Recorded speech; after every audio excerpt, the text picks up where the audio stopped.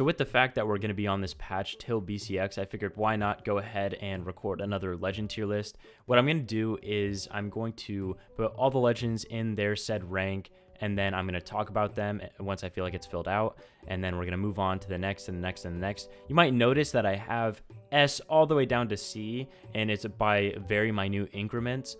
I mean, I don't know if I'm going to use all of them, but I figured why not have all my bases covered. So with that being said, let's start with S tier. Right now, these are also not ordered, which is something that I think I'm going to do. And I gotta say, starting with Ezio, I mean, the newest character in the game, they actually nerfed and buffed him in the last patch, which was weird because the side sig on sword I didn't think was really that bad, but now it's incredible. And the stats are just great, the weapons are obviously great, and the rest of the sigs, even the ones they nerfed, are still very strong. Koji, honestly, 7 dex for sword is very good, and for bow as well. Also, having D-Light end sig on bow is a very good option. Bow in general is just super strong. Sword in general, just super strong. Great in both 1s and 2s. I really think Hattori is a bit of a sleeper pick. Super high speed is super nice, and also the fact that you can have this character be 5 defense while taking away a speed, which means you're going to be at 7 speed instead. That's still faster than most of the cast. Also, spear is just an absolute nightmare nowadays. I mean, it's super consistent. The punishes are relatively easy. Edge guarding is fantastic. Also, Hattori has great options when it comes to sigs. Also, on sword, you can do the D-Light, gravity cancel, end sig, and that's a great kill option for this character. Petra, even though Petra has seen some nerfs in the past couple of months, I can't remember what patch exactly, the character's still absolutely ridiculous. Some of the best stats in the game. Also, the weapon pairing just works. The SIGs just work. This character actually won the North American Summer Championship, Raidish, and I gotta say, I mean, you know, this character is just always going to be around. I think always going to be a threat. It's going to be like Mordex, which we'll talk about later. I honestly think this patch could really favor someone who puts in a lot of time to Mirage. If you're a top player and you have the fundamentals on Scythe and Spear, you know what to do, well, think about Mirage, because you have some of the most disgustingly broken spear sigs in the game. I mean, they're just absolutely ridiculous. Also, if you wanted to, you can take away a dex and you could be at 8 strength on Scythe and Spear with sigs that already hit super hard.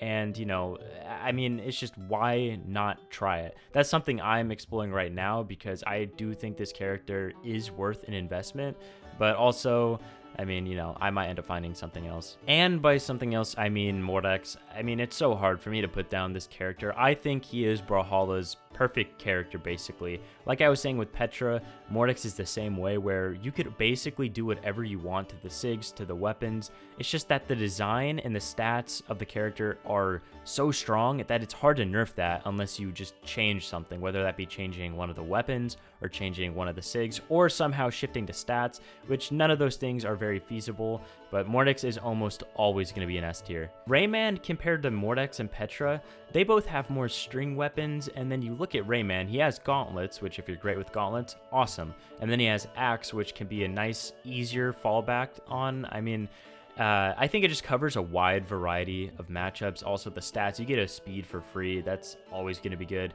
And I think the SIGs, especially on axe, are just super easy to throw out, and you never know what you're going to find with them. Even if you don't see Val all the time in 1v1s, in 2v2s, you're almost guaranteed to be fighting a team that has someone who can play Val on it. It's just kind of like how everyone can play Bodvar. Well, it's starting to feel like everyone can play Val. Val has been so good for so long. The weapon pairings are great. The stats are great. And the crazy thing is, people don't usually go minus dex. They usually take a strength, which means you lose a speed. And I think it's kind of worth it, because being able to kill a little earlier with this character feels very, very nice. And I mean, yeah, especially when it comes to 2s and even 1s, like just the options you have with this character. You can fall back on an easier kill option with sword, and sword end sig's just an absolute menace. I mean, you have a sig in sword side sig that has 3 variations. That's bonkers, bro. That's like wild. Why does it need that? I don't know. You can actually ban to certain maps, like a Demon Island, like an Apocalypse, before Crystal Temple. Like, you could ban to those maps, and if they had to go to the edge with their dodge, like they had nothing left, you just had a free side sig, and that sig kills way too early, in my opinion. Okay, Lin Fei, I mean, I think you guys kind of already know why I put this character here. If you take 9 dex, you're going to have some pretty absurd things with Katars, namely recovery into recovery. Also, none of the SIGs feel really like laggy, I guess. They actually did buff the cannon side SIG in the last patch, and I don't know how much of a difference that happened. The thing is, you don't see many people playing this character. More than anything, I mean, the cannon SIGs also, cannon N SIG is just crazy. You do have some variants with like on-stage versions of guitar D-SIG, on-stage versions of cannon D-SIG, and they also have the off-stage versions, which can be pretty decent for edge guarding, but there's certain things you're guaranteed with this character that can be very, very good, and in a way, this is a character, if you want to play aggressively, you could 100% invest in them. They're so worth it. Now, I believe Artemis is just waiting for the right player to play it. You see Wesley actually played this in South America, and he does very well with the character, and I'm glad to see this character getting some sort of play. I mean, Scythe is just absolutely crazy, and Lance also is very, very good right now. But ignore the two weapons. You could literally just throw out the SIGs, and it's just a whole nother ball game. The SIGs are just disgusting on this character. Side SIG on Lance in particular. Even D-SIG and N-SIG are great. And then on Scythe, you can do Sidelight into N-SIG. That's crazy. And we're not even talking about the stats. The fact that you can take a defense, you're going to lose a speed, and you're still going to be at 555, 7. You're going to have 7 speed still. That just, for this character, with having these weapons and SIGs, that's just ridiculous. All right, this might be the biggest surprise, especially considering the evolution of my relationship with this character. AO Blue in North America got second in the Summer Championship this year, and it made me realize something, and it was something I was thinking when I watched Luna actually play this character in Springs, and he actually ended up winning versus Jet Bean in Grand Finals. Jiro obviously has Sword and Scythe. That's probably the best pairing in the game when it comes to weapons, at least in my opinion.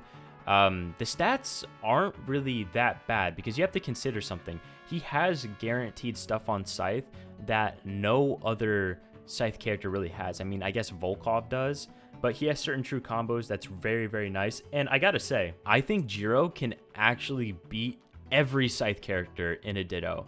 Like, if it was Scythe v Scythe, I just think if you put two people of the same skill level together, that because Jiro has certain confirms that are, you know, they're just straight up guaranteed, they're just true combos, other Scythe characters don't have that. And albeit, you know, he doesn't have the highest defense, he has 3 defense, he still has decent strength, and just the dex and speed are both 7, so that actually makes up for it pretty nicely. Also, not to mention the sword SIGs do kind of kill insanely early, and also you can do D-Light side SIG 1 frame, you can do D-Light N SIG 1 frame, and D-SIG on sword is just a free edge guard. To be fair, kind of slow, and it'd be surprising to hit someone with it, but it's literally like 0 risk. Wushang, Spear, Gauntlets, insane SIGs. Honestly, one of the all-time great characters in my opinion. He can be good in 1v1 or 2v2. I've traditionally played him in 2v2, but now you're seeing Fiend play this character in general in 1s and 2s, and he's doing very, very well with it. If you want to watch good Wushang gameplay, I would honestly say just go watch MSI Midseason Championship and just watch Fiends run. I think Bryn's like not underrated, but just kind of overlooked. This character is so good, dude. Especially when you're looking at 2v2s. I think this is one of the best characters ever when it comes to 2v2s. Super easy to play, right? If you are a good player, it's more so about figuring out where can I place a SIG to kill as early as possible, because the efficiency that you can get with this character in general is crazy. You can do D-Light N SIG and it can be 2 frames, which means if they have no dodge, in some cases you can just guarantee a kill at like, I don't know, 90 health on some maps. You can just kill so early, it's insane. Some matchups might not feel the best. I think Val is a character I like to play into this, but I mean, someone I've seen recently do a run with this character is Taffy. Taffy's been a longtime Brim player, and he's just had the results to show recently. And also Blaze in 2v2s. I mean, that guy just can lock in Bryn, and it's almost like a guarantee that he's going to do insane with Acno. To me, Fate is like if you wanted to play Petra or Mordex, but you weren't exactly sure which you wanted to take, so you just took the orb from Petra and you took the scythe from Mordex and you put it into one character. The stats are just absolutely insane. Sometimes people take strength stance, so you have an 8 strength orb and scythe, which honestly that's not that bad, but you are going to lose the speed. You're going to be at 6 speed.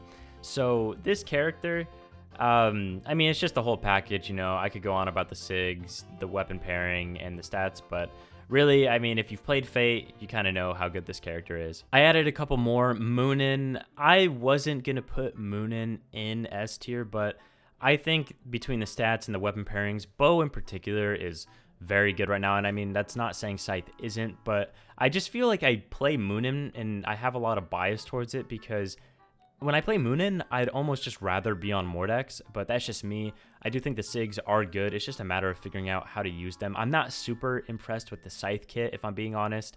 NSIG on Scythe is actually very, very good, but the other two are just kind of whatever. With that being said, though, the whole Bow kit's fantastic. And you can also do D-Light NSIG on Bow, just like Koji, which is actually really, really good. Even post-nerf, I think Cross in general is just insane. 100% one of the best legends in general. And, you know, though his SIGs don't kill as early, I think it does make more sense now where they kill, but they still do feel very quick and very early killing in some scenarios, which is what you're going to want from this character.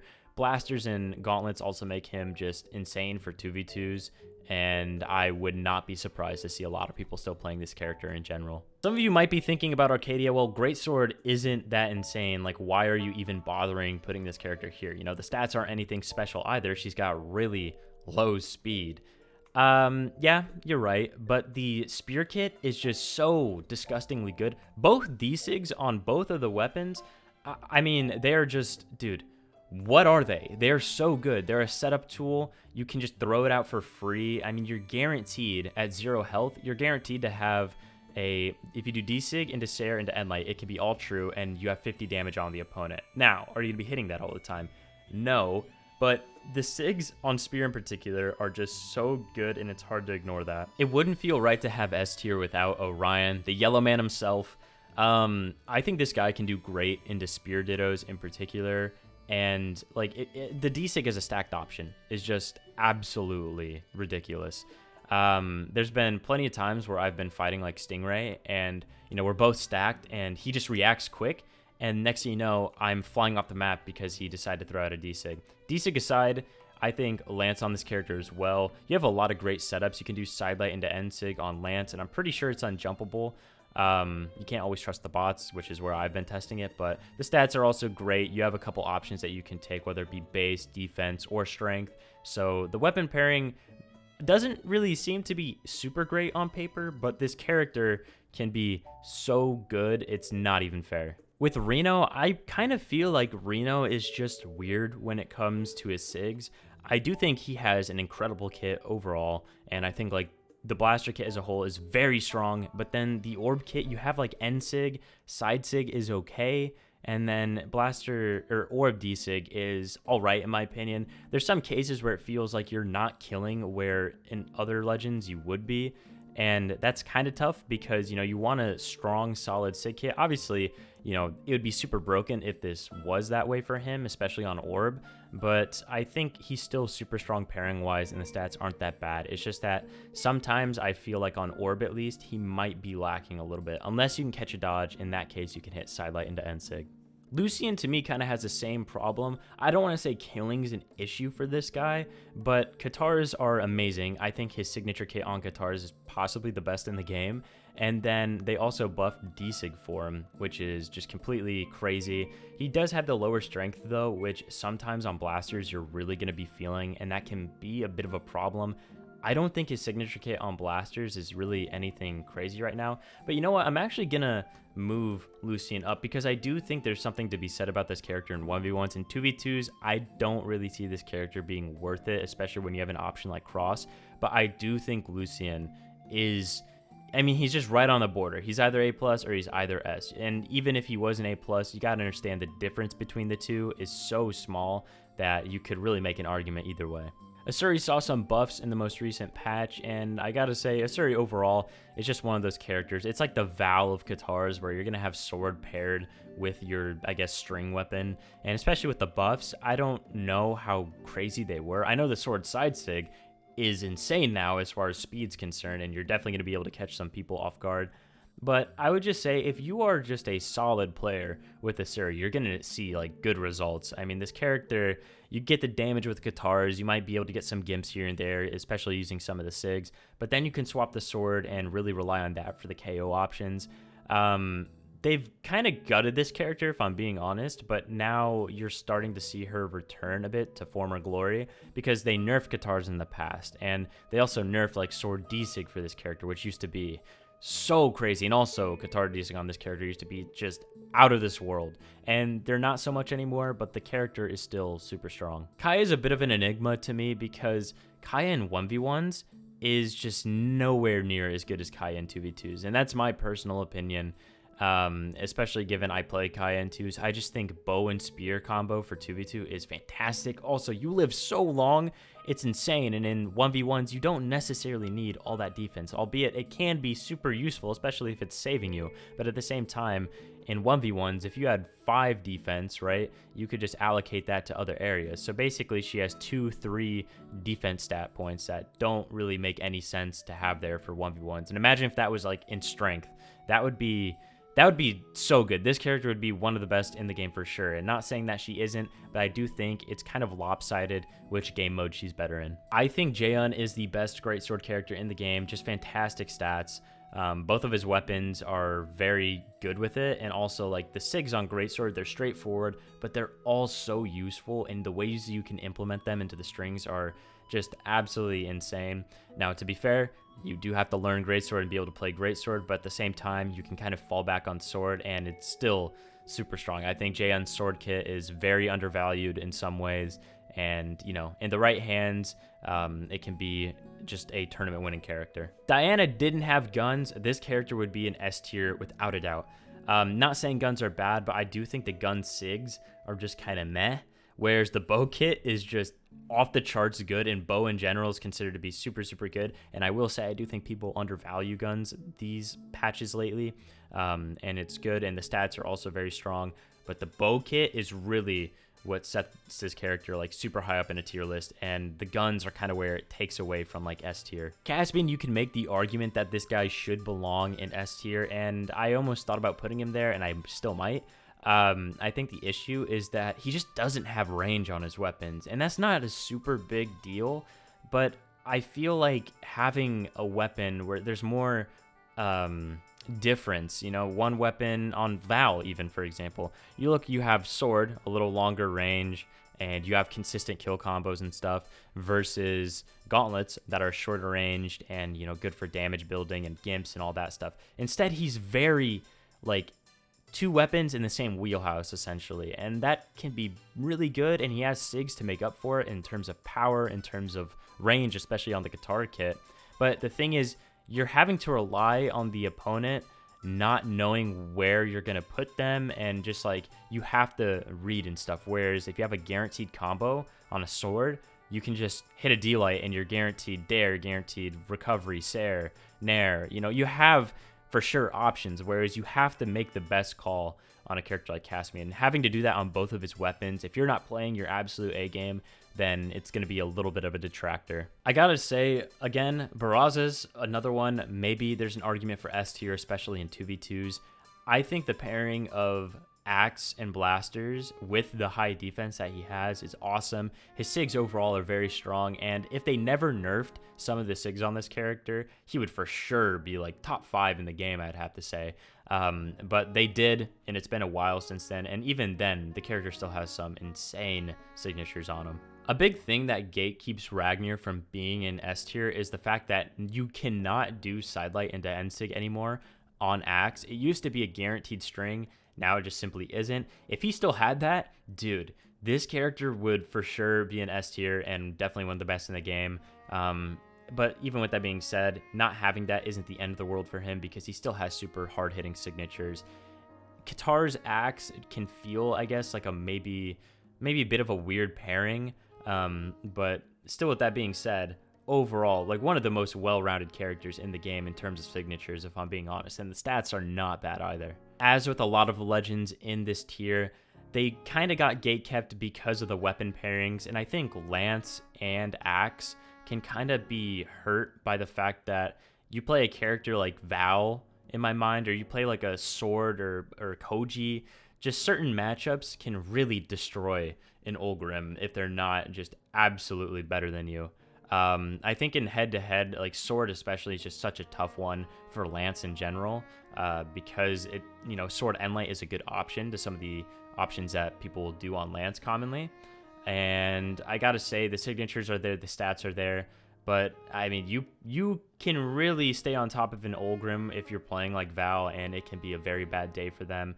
And with that being said, usually, it's not like a 70-30 matchup. If anything, it's probably like 55-45, but you're still getting an edge in character select by selecting certain characters into an Olgrim, which can be, a game changer. If Brawlhalla had one more defense even, I would 100% say this character would be an S tier. The fact that Brawlhalla is base 3 defense, but you do get an extra defense for free, so we'll say she's just 4 defense. The signatures are insane. The weapon pairing is great. Slightly slower speed, which is also kind of an L, but at the same time, it's not the end of the world. You do have Delay Ensig on Sword, which, dude, that string is 1 frame, and also is just... say you're playing on Spirit Temple or Brawlhaven, guy, you're gonna kill at like 100 damage, I think. Maybe a little more, maybe a little less. I'm not entirely sure, but you're gonna be finding some super early KOs, and that's great to have on Sword. Cannon and Gauntlets for Onyx, the character has it all. Signatures, they have the stats, and they're a great rushdown character. But I would say that having both Cannon and Gauntlets is possibly something that can take away from this character, because Cannon and Gauntlets, I would say, are kind of similar in terms of, they're both very string focused. They do have some combos, but it all depends on how you use the signatures on Onyx, especially on Cannon. If you're doing like say, you hit your side light there, side light, and then the opponent has their dodge, so they dodge like away or something. Well, you can fire an end sig, or they dodge down. You can use a side sig. There's ways and routes that you can take to make this character look unbeatable. And in certain matchups, again, I would even say into like certain Lance characters and stuff, I think Onyx can be great just because you have such high defense. You don't have to feel scared playing into Lance, right? And you can just really lay on the pressure, and it can feel super good. Something I want to talk about with Thatch, Ada, and Ember all together is the fact that the only reason they're an A+, I think, is because of the defense mainly. The thing is, nowadays, honestly, if you just play a super strong hitting character into a low defense legend, that is not only demoralizing for the lower defense legend person because they have to work harder, but I do think it's just a bad matchup in general. Recently, actually, in the Intel tournament, Luna played Taros into Llama, and Llama, I'm pretty sure, was playing 2 defense on Thatch, which, Llama has his ways to make it work, but dude, Luna was just able to put him in orange in like 3 hits. A bit of an exaggeration, but that's crazy.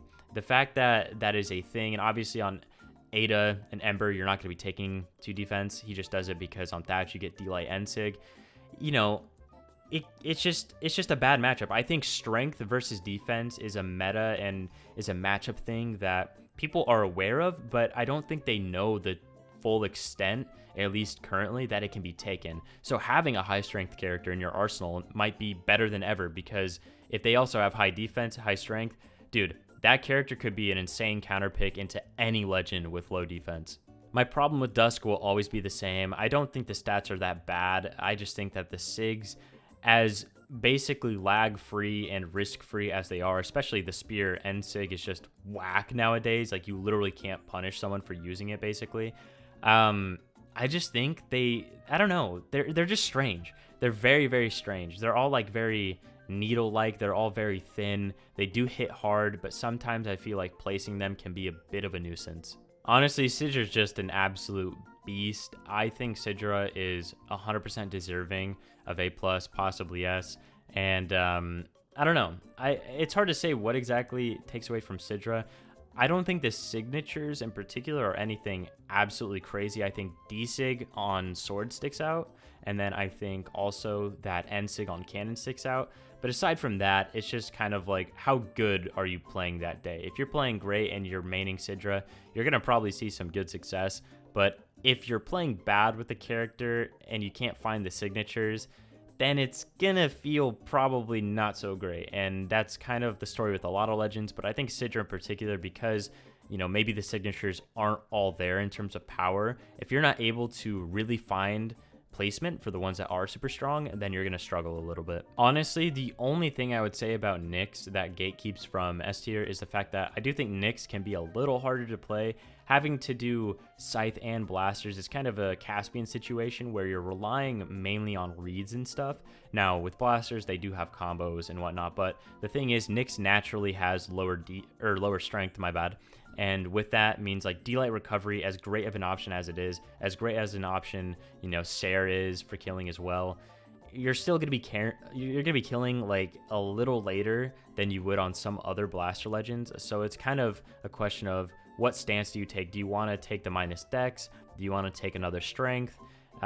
It's really hard to say, but with that being said, the signatures on this character as well, you got to be able to place the signatures. If you can place the signatures, then this character is going to be an absolute beast. Okay, so I'm not going to go through the rest of the legends, but if you're looking at A tier, you might notice that there is a trend of hammer characters there. Because of the hammer nerfs, I do think hammer did get bumped down a little bit, and therefore, obviously, the legends who have it, they are going to be bumped down as a result. Still, A tier is super solid. Some of these characters have great stats, good sigs, a combination, or they once were in higher tiers, and it's just because they did see nerfs that they're gonna fall down a little bit, but they're still insanely good picks. A minus tier to me is almost like if in the right hands, they're gonna see great results, but you really have to be confident with the character and know what you're doing. Or I would just say straight up, in Nash's case, the signatures are so good that if you just know where to place them and if you're finding hits with them, the character's gonna feel fantastic. But the thing is, you're relying on just one specific thing on the character, which I think is never a great thing. All right, and B+, I would honestly say B+ are legends that to me don't really make much sense to play right now. Aside from Queen Nai. Queen Nai is interesting because, with the Qatar buffs, now Queen Nai has Sidelight D-Light, which is awesome.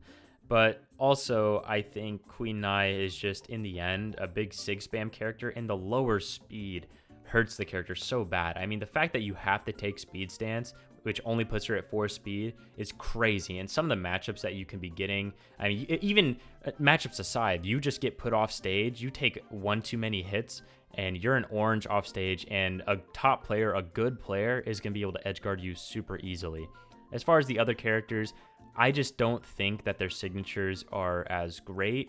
Yumiko is, pretty good. Isaiah's definitely got, like, Blaster and Sig, and he did see a cannon buff, but Zariel is one that I'm just like, the character could be good, but it just feels like you might be having to work a little bit harder with these characters. Isaiah might be the only one where, or Yumiko too, where, maybe that's not completely true, but I don't know. I feel like there's very little incentive to play at least Zariel, Isaiah, and Yumiko, where Queen Nai, maybe there's certain counter pick spots if you're a Qatar player.